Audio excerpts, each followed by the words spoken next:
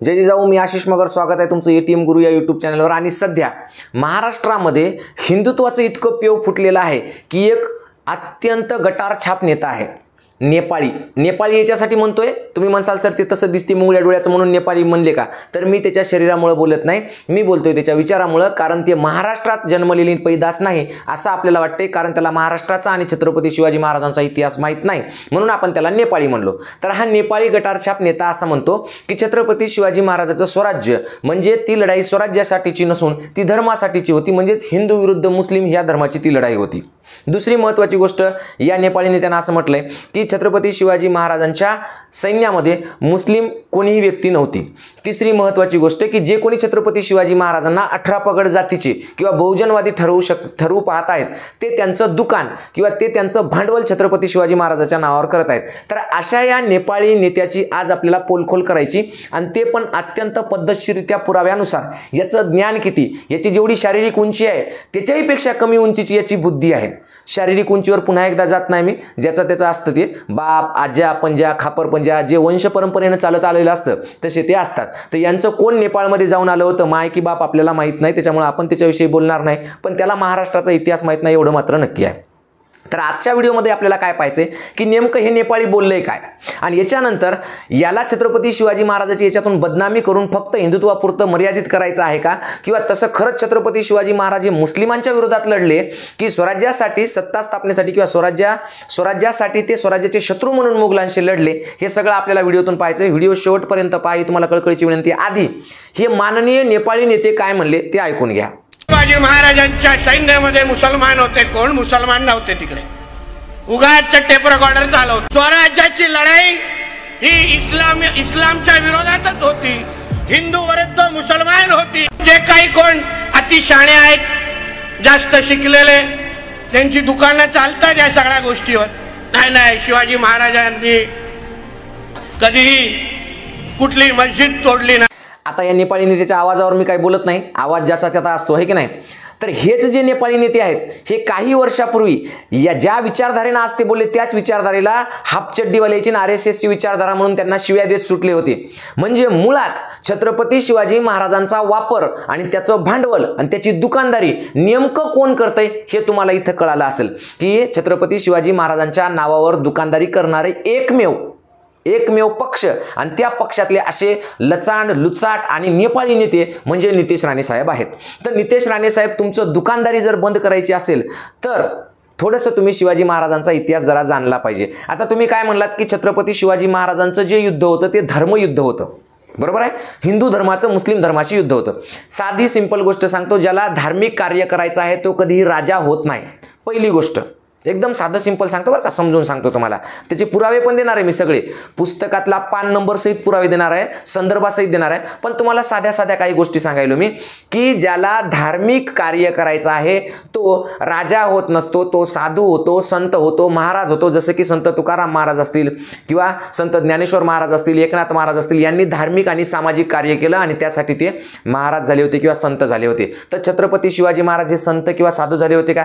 तर नाही, ते राजा झाले होते। राजा झाले याचा अर्थ काय आहे की त्यांना सत्ता स्थापन करायची होती, ते पण ऐतदेशीयांची म्हणजे या महाराष्ट्रातील जनतेची, या हिंदुस्थानातल्या तमाम लोकांची।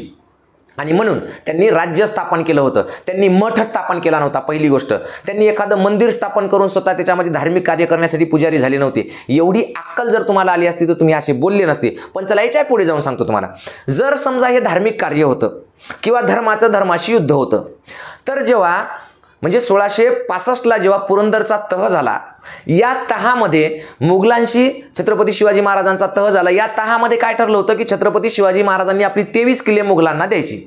जर हे धार्मिक युद्ध होतं तर छत्रपती शिवाजी महाराजांनी 23 किल्ले का दिले, किंवा औरंगजेबाने 23 किल्ले का मागितले? 23 मंदिरं मागितली असते ना, की 23 मंदिरं द्या, 25 मंदिरं द्या, कारण हे धार्मिक युद्ध होतं असं तुमचं म्हणणं आहे। बरं, औरंगजेब जर हे धार्मिक युद्ध खेळत असला असता, हिंदू किंवा मुस्लिम असं, तर त्याच्या पदरी ज्यांनी छत्रपती शिवाजी महाराजांना तह करायला लावला ते मिर्झा राजे जयसिंग कोणत्या जातीचे होते किंवा कोणत्या धर्माचे होते? तर हिंदू धर्माचे होते। ज्या औरंगजेबानं स्वतःचे सख्खे भाऊ क्रूरतेने मारून टाकले, ज्या बापाला कैद केलं, मारून टाकलं, तो क्रूर कर्मा औरंगजेब याने स्वतःच्याच भावाला बापाला मारलं, ते काही हिंदू होते का? ते सुद्धा मुस्लिमच होते. ज्या औरंगजेबानं या वसईच्या म्हणजे या तहामध्ये, पुरंदरच्या तहामध्ये यांनी अशी अट घातली होती की तो विजापूरचा जो सुलतान आहे त्या सुलतानासोबत छत्रपती शिवाजी महाराजांनी मोगलांकडून लढलं पाहिजे. मग विजापूरचा सुलतान कोणता होता? हिंदू होता का? म्हणजे औरंगजेब त्याच्यासोबत का लढाई करत होता? किंवा औरंगजेबानं जेव्हा आदिलशहासोबत युद्ध केलं किंवा आदिलशहासोबत सुद्धा त्यांच्या काही सत्तेसाठी संघर्ष झाला, मग आदिलशाही काही हिंदू होते का? बरं, त्याच्याही पुढचं जाऊन सांगतो मी आणखी की छत्रपती शिवाजी महाराजांचं जर समजा राज्य हे केवळ मुस्लिम विरोधात असलं असतं तर छत्रपती शिवाजी महाराजांच्या सैन्यामध्ये मुस्लिम सैन्य का असलं असतं? आता तुम्ही म्हणले की त्याच्या याच्यामध्ये मुस्लिम कोणीच नव्हते, तर तुमचे डोळे टिल्ले आहेत, नेपाळी आहेत, त्याला एखादा चष्मा लावा, नाही तर डोळ्याचं ऑपरेशन करा, डोळे मोठे करा. तुम्हाला काही उदाहरणं देतो, अगदी स्पष्टपणे पुस्तकाच्या पान नंबर सहित सांगतो. फक्त तुम्ही पहा ते खरं आहे की खोटं सांगा. आणि तुमची जी हलकट धंदे आहेत ते दुकानदारीचे, जे तुम्ही जे दलाली करायलेत, जी भडवेगिरी करायलेत धर्माच्या नावावर आणि छत्रपती शिवाजी महाराजांच्या नावावर, ती बंद करा. जर हे खरं असेल तर, खोटं असेल तर मला प्रूव्ह करा. राहिला प्रश्न तुमची दादागिरी आणि टिल्लुगिरी, ती तुमच्या कोकणामध्ये तुमच्या याच्यात दाखवायचं.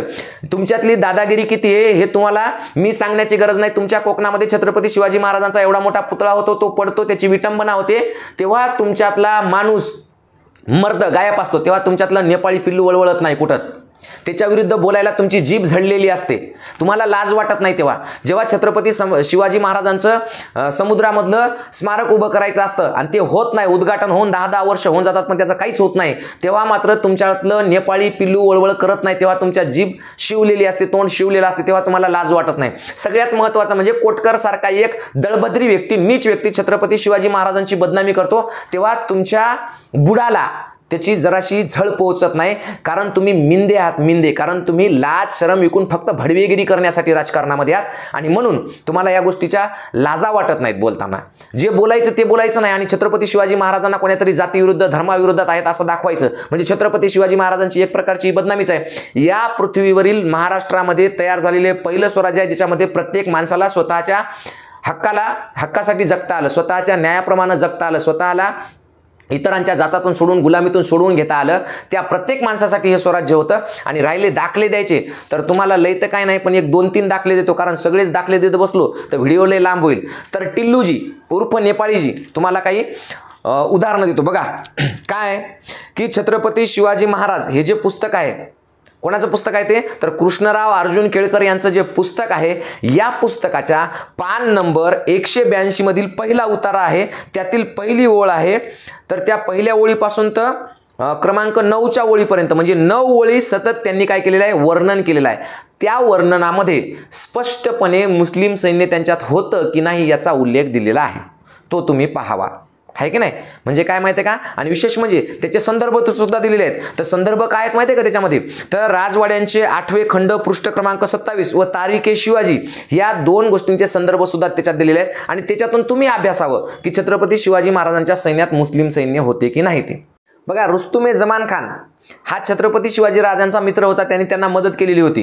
तर याचे पुरावे सुद्धा याच्यामध्ये आहेत. तर याच्यामध्ये कोणते पुरावे आहेत? तर याच्यामध्ये पहा, FR सुरत खंड 103, त्याचबरोबर गिरफड या परकीय अधिकाऱ्यांचे पत्र, ज्याच्यामध्ये एक 30 मार्च व 8 एप्रिल 1665 2 पत्र आहेत. त्या पत्रामध्ये सुद्धा स्पष्टपणे उल्लेख आहे की मोगलशहा जेव्हा छत्रपती शिवाजी महाराजांनी किल्ला बदलला म्हणजे सिद्धी जोहरने जेव्हा त्यांना हे घातलं होतं म्हणजे वेढा घातला होता, किंवा इतर काही प्रकरणामध्ये जेव्हा समजा मोगलांचं आणि शिवाजी महाराजांचं काहीतरी हे झालं होतं किंवा संघर्ष निर्माण झाला होता, अशा वेळेला या 1665च्या घटनेचा त्याच्यामध्ये उल्लेख आहे. त्याच्यामध्ये असं सांगितलंय की रुस्तुमे जमान खान यांनी काय केलं? छत्रपती शिवाजी महाराजांना मदत केली आणि मोगलांच्या सैन्याला परतून लावलं. म्हणजे अशा पद्धतीनं वेगवेगळे त्याच्यामध्ये काय आहेत? पुरावे दिलेले आहेत. आता याच्यामध्ये काय आहे माहिती आहे का? तुमचं ज्ञान, तुमची अक्कल, तुमचं म्हणजे अभ्यास किती आहे हा सगळा प्रश्नच आहे. पण तुम्हाला एकंदरीत लाज वाटायला पाहिजे की एखाद्या राजाला आपण असं एखाद्या धर्माच्या विरुद्ध कसं उभं करू शकतो, एखाद्या जातीच्या विरोधात कसं दाखवू शकतो. म्हणजे छत्रपती शिवाजी महाराजांची बदनामी करण्याचा जो प्रयत्न छत्रपती शिवाजी महाराजांच्या काळापासून चालू आला, तोच प्रयत्न आता तुम्ही सुद्धा करत आहात. तुम्हाला एक छत्रपती शिवाजी महाराजांच्या महाराष्ट्रातील व्यक्ती म्हणून या गोष्टीची लाज वाटणं आवश्यक आहे. पण तुम्हाला त्याचा गर्व होतोय. आपलं माईक दिलंय हातामध्ये. मला तर या सरकारचे कमाल वाटते की असल्या गटारछाप नेत्याला मंत्रीपद कसं काय मिळू शकतं, आहे की नाही?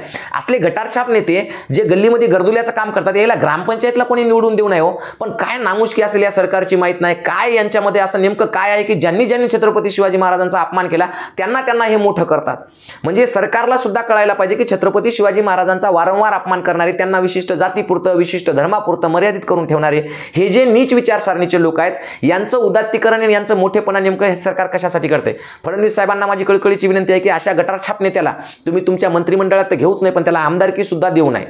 त्याला तुम्ही पार्श्वभागावर लात मारून हाकलून दिलं पाहिजे, एवढी एक कळकळीची विनंती करतो ना. आणखी भरपूर संदर्भ आहेत, पण तो व्हिडिओ लांबत जाईल, खूप मोठा होईल, म्हणून फार काही याच्यावर बोलत नाही. याच्यावर एक डिटेल सगळे आतापर्यंत छत्रपती शिवाजी महाराजांच्या स्वराज्यामध्ये किती मुस्लिम लोक होते, त्यांनी तो म्हणजे तोफगोळा प्रमुख कोण होता, काय होतं, याची सगळ्यांची यादी आणि संदर्भ त्याच्यावर एक स्पेशल व्हिडिओ आपण पुन्हा करणार आहोत. तो पाहायचा असेल तर तुम्हाला एक कळकळीची विनंती करतो की ATM गुरु हे चॅनल तुम्ही सबस्क्राईब करून ठेवा आणि व्हिडिओला त्या नेपाळ्यापर्यंत पोहोचवा, जास्तीत जास्त शेअर करा, एवढी तुम्हाला कळकळीची विनंती करतो आणि थांबतो. जय जिजाऊ, जय शिवराय.